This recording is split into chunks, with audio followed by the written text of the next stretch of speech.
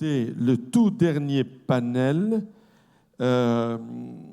qui s'intéresse aux questions de talent et d'enjeux liés à l'innovation, notamment dans le domaine de l'eau et des startups.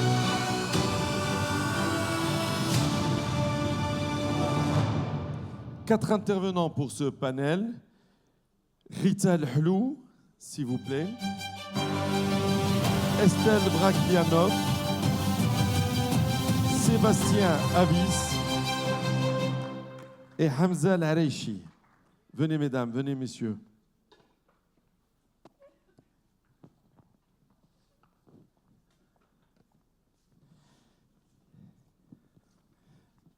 Bienvenue.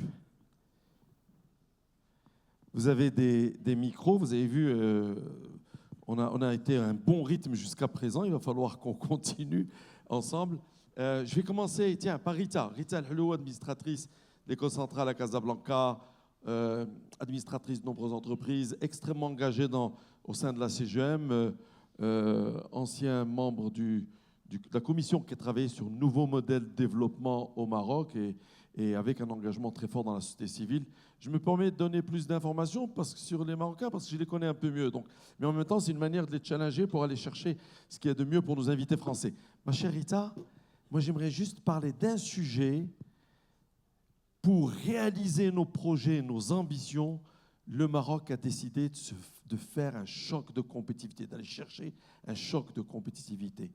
Qu'est-ce qu'on doit retenir et qu'est-ce qu'il faut faire brièvement sur ce sujet? Merci, Tami. Comme l'a souligné Madame la Ministre, je crois que le Maroc aujourd'hui est très clair sur son ambition. Cette ambition est déclinée de la vision royale à recommandation du nouveau modèle de développement, le livre blanc de la CGEM, l'incarnation par les politiques publiques. Aujourd'hui, le Maroc doit devenir une puissance économique régionale avec une cible très claire. En 2035, nous devons doubler le PIB par habitant, nous devons monter en gamme, arriver à 50% de création de valeur technologique haute, moyenne. Nous devons quadrupler les brevets déposés par les sociétés marocaines. Donc on voit bien que tous ces challenges nécessitent un choc de compétitivité, et le capital humain, la recherche, l'innovation, tout ce qui peut augmenter le capital immatériel est absolument essentiel. Alors, nous avons de très nombreux atouts. Nous avons vu tout à l'heure, nous avons un État fort qui travaille sur deux réformes absolument fondamentales. Réforme de l'éducation. Quantitativement, on doit attendre 90% de nos élèves qui arrivent à un diplôme général ou professionnel avec un niveau 2 PISA. Nous avons toutes les réformes autour de la santé, des couvertures sociales, de la retraite qui doivent nous donner une économie inclusive. Et nous avons un secteur privé qui a démontré aujourd'hui sa capacité pour être un vrai leader régional, mondial sur certains secteurs. Et ça n'a pu être fait que parce que nous avons eu cette capacité de créer des talents, de les recruter, de les former. Nous avons créé des modèles innovants comme les PPP ou les instituts à déléguer au privé pour former nos collaborateurs. Et ceci a été permis grâce évidemment à des fondamentaux qui est notre dividende démographique. Je rappelle quelques chiffres. Nous avons une moyenne d'âge au Maroc de 29 ans, 44 en Europe. Nous formons quasiment 200 000 étudiants dans l'enseignement supérieur. Monsieur Germain, tout à l'heure, a dit 10 000 ingénieurs. Aujourd'hui, nous formons 19 000 ingénieurs et assimilés, donc 47% de femmes. Il faut le souligner, c'est une performance mondiale.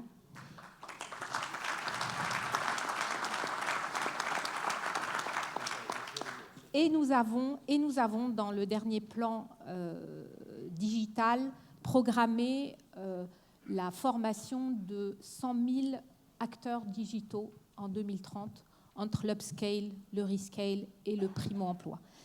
Donc, au-delà de ces fondamentaux, on a une compétitivité intrinsèque. Un opérateur de production au Maroc coûte à peu près 7 500 $, quand il coûte 14 000 $ en Chine, 35 000 $ en Espagne.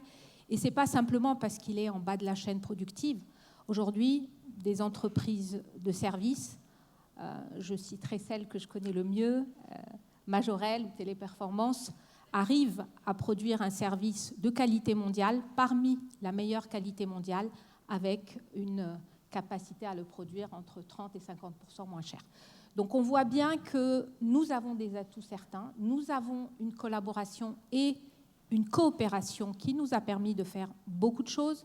Je citerai par exemple l'engagement de l'AFD dans la réforme de l'éducation, et puis des modèles extrêmement innovants au Maroc comme Africa-Sup, qui permet au Maroc aujourd'hui d'être un vecteur de rayonnement de l'éducation à la française, puisqu'on a 7 grandes écoles au Maroc qui travaillent pour l'ensemble de l'Afrique à travers justement ce dispositif de maillage. Maintenant, on peut encore mieux faire. Merci. Je vais aller vers Hamza Al-Areichi. Votre entreprise s'appelle Infomineo. Quelles sont les spécificités de votre activité ? Alors, bonjour et merci. Alors, Infomineo est un petit peu dans la lignée de ce que Rita évoquait tout à l'heure, et un petit peu le nouveau-né de la vague d'externalisation de services et des prestations intellectuelles à forte valeur ajoutée. Alors, il y a eu plusieurs vagues. On a eu les call centers, on a eu le BPO, on a eu le KPO, qui est tout ce qui est basé sur le knowledge. Nous essayons d'aller un cran plus loin. La plupart de nos concurrents le font depuis l'Inde ou depuis le Costa Rica. Nous avons décidé d'avoir une approche plus nearshore, plus proche de nos clients. Donc, on le fait depuis le Maroc. Ça a été notre point de départ. On le fait aujourd'hui aussi depuis l'Égypte, pour servir aussi le Moyen-Orient, et puis depuis peu le Mexique pour les marchés américains. Alors, pour schématiser un petit peu ce qu'on essaie de faire, c'est un peu comme ce qu'on a discuté tout à l'heure dans les recompositions des chaînes de valeur industrielles. C'est un petit peu la même chose, mais avec les chaînes de valeur intellectuelles. On a aujourd'hui beaucoup de prestations. Une entreprise, par exemple, a besoin de faire et de mener sa réflexion stratégique de manière continue. D'autant plus dans des environnements qui sont très changeants, où les tendances ou les concurrents bougent très vite. Nous allons nous insérer dans ces processus-là et fournir et alimenter nos clients en informations, analyser, traiter, pour qu'eux puissent s'appuyer dessus pour en tirer les conclusions et les décisions nécessaires pour leur stratégie propre. Jusqu'où vous accompagnez vos clients en termes de niveau de service ? Alors, nous sommes extrêmement intégrés parce que nous faisons partie des équipes de nos clients. Nous interagissons un petit peu comme une extension de leurs équipes internes et quelque part, nous aidons à sourcer des talents auxquels ils ont du mal à accéder dans leur marché cœur. Nous les accompagnons, comme je l'évoquais tout à l'heure, à la fois dans une logique nearshore parce qu'il faut qu'on soit un peu proche culturellement d'eux pour comprendre leurs besoins, leurs enjeux, mais en leur offrant aussi un accès un peu plus global puisque avec notre présence, on a la possibilité aujourd'hui de travailler 20 heures sur 24 et 6 jours sur 7 sur à peu près tous les fuseaux horaires. Et ça, c'est quelque chose qui est appréciable et qui est très difficile à répliquer pour l'ensemble de nos clients. Très brièvement, quels sont les leviers ou quel est le levier essentiel qu'il faut actionner pour réussir dans ce nouveau business ? Alors, le premier, c'est déjà choisir le bon bassin de talent parce que finalement, c'est notre matière principale. Et en cela, il y a quelques éléments dont il faut tenir compte. Le premier, c'est bien évidemment, est-ce que le talent a les compétences analytiques et techniques nécessaires à former une base de savoir. Et de ce point de vue, le Maroc nous a offert une super plateforme pour commencer. Et puis à cela, il faut ajouter quelques éléments qui sont dans la phase de sélection, à savoir le sens critique. Parce qu'on traite des sujets qui sont souvent assez ambigus. Il faut être capable de poser un sens critique, de gérer de l'ambiguïté, et puis des compétences en communication qui sont assez fortes. Et donc des équipes qui sont multilingues, de ce point de vue, ouvrent cette ouverture et ouvrent cette capacité. Donc bassin de talent. Exact. Donc bassin de talent. Merci. Je vais aller vers la directrice générale de Veolia. Vous avez le micro, madame. Parfait, merci. Merci en tout cas d'être là. J'aimerais vous demander, concrètement, qu'est-ce que la notion d'innovation chez vous dans vos activités, et en particulier au Maroc ? Alors, la beauté de diriger un grand groupe comme Veolia, c'est qu'à la fois on fait du très local et on essaie de bénéficier aussi de l'effet de taille. Et donc l'innovation, investir dans de l'innovation, on a besoin de la taille d'un grand groupe, mais au service de quoi ? Au service des territoires, en l'occurrence au service du Maroc, de ses enjeux et de sa population. Et alors au Maroc, un des grands enjeux, c'est évidemment le sujet du stress hydrique. Ça a été dit depuis tout à l'heure. C'est nécessaire, l'eau, pour l'agriculture, pour l'industrie, évidemment pour les populations. Et donc, on a développé toutes sortes de solutions au Maroc pour arriver à faire face à cet enjeu. Si je vous donne des exemples, le premier, c'est d'éviter le gâchis. Et donc, on a des solutions d'intelligence artificielle pour arriver à détecter les fuites en temps réel plutôt que d'aller bêtement, j'allais dire, réparer les tuyaux à l'aveugle. Deuxième exemple, la réutilisation des eaux usées. Qui a été très développée. Si vous admirez, comme moi, à chaque fois que je viens ici, les espaces verts à Rabat, plus de 95% de ces espaces verts sont arrosés, entretenus grâce à de l'eau recyclée, recyclée et traitée bien évidemment, et évidemment qui peut être utilisée pour l'agriculture et pour toutes sortes d'autres usages. Troisième exemple, quand on a déjà fait tout ça, au bout d'un moment, on n'a plus d'autre choix que de passer à du dessalement. L'innovation de Veolia a permis au cours des 30-40 dernières années de diviser par 5 la consommation d'énergie utilisée pour le dessalement. Et c'est ce qui nous permet aujourd'hui d'avoir des performances et derrière aussi un rapport qualité-prix, parce qu'il faut que ce soit abordable pour les populations, qui est assez imbattable et qui nous permet de gagner un certain nombre de contrats. Donc c'est l'innovation au service de la population, j'ai envie de dire aussi du pouvoir d'achat et finalement de la richesse collective et des ambitions que vous avez rappelées, Madame, pour le Royaume. Le sujet de l'eau a d'ailleurs été à de nombreuses reprises cité par Sa Majesté dans son discours du trône comme étant un des enjeux majeurs. Et force est de constater que ça a irrigué, comme vous l'avez dit, beaucoup d'entités au Maroc. Et c'est tant mieux, tout le monde est très aligné. Votre voisin évoquait il y a quelques instants l'importance des bassins de talent. Est-ce que la partie talent et RH chez vous est essentielle pour faire ces innovations, s'adapter et peut-être même remonter des choses à partager à l'échelle internationale au sein de votre groupe ? Ah oui, alors il y a les meilleurs du monde sur certains des sujets que je viens de citer, ils sont au Maroc et ils sont marocains. Hein. Et précisément, donc on a un réseau ensuite de savoir-faire mondiaux qui intègre ces compétences. Oui, on emploie en gros 4000 personnes aujourd'hui au Maroc et on en forme régulièrement de tout type de diplômes. On a même nos campus pour former d'un métier de technicien ou d'ingénieur dans les métiers de l'eau, mais aussi de la décarbonation ou de la dépollution. On a des partenariats avec l'université qui nous accueille aujourd'hui d'ailleurs. Et j'ai envie de dire, l'étape d'après, ça peut même être finalement d'utiliser tout ce pool de talents pour aller développer un modèle spécifique à l'Afrique. C'était une des questions que vous avez posées aux tables rondes précédentes, puisqu'on a ensemble conçu des solutions très particulières au Maroc, de partenariats, dont on peut imaginer ensuite d'aller les exporter sur le reste du continent. Merci. On va conclure avec Sébastien Bis. J'aimerais le remercier chaleureusement de sa patience, c'est le dernier intervenant de ce panel. J'aimerais, Sébastien, rappeler que vous êtes le directeur du Club Déméter. En quelques mots, pour nos invités marocains, dites-nous ce qu'est le Club Déméter et j'aimerais vous faire réagir très rapidement sur la notion d'innovation. Comment vous la concevez ? Bonjour à tous. Rapidement, Club Déméter regroupe des entreprises, des ministères, des écoles, des experts pour préparer les mondes de demain. Et peut-être 3 messages dans cette direction. D'abord, au moment où on parle beaucoup d'intelligence artificielle, moi je constate que depuis le début de ce débat, tout le monde parle d'intelligence humaine et que cette intelligence humaine, elle est forcément circulaire. Et on parle beaucoup d'économie circulaire, beaucoup d'écologie circulaire.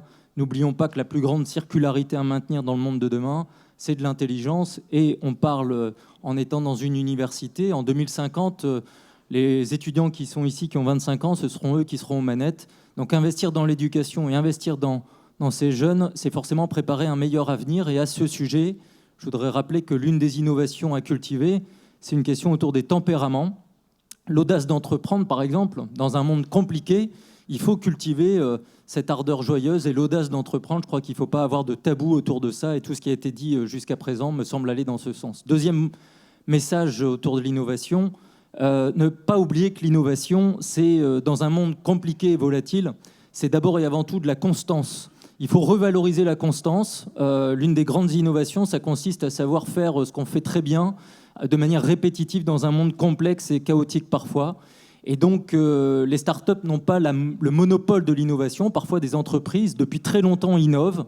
Et aujourd'hui, on sait que les bonnes combinaisons, c'est celles qui font que des jeunes PME de l'innovation, si on veut les appeler comme ça, les startups, puissent travailler avec des grands groupes.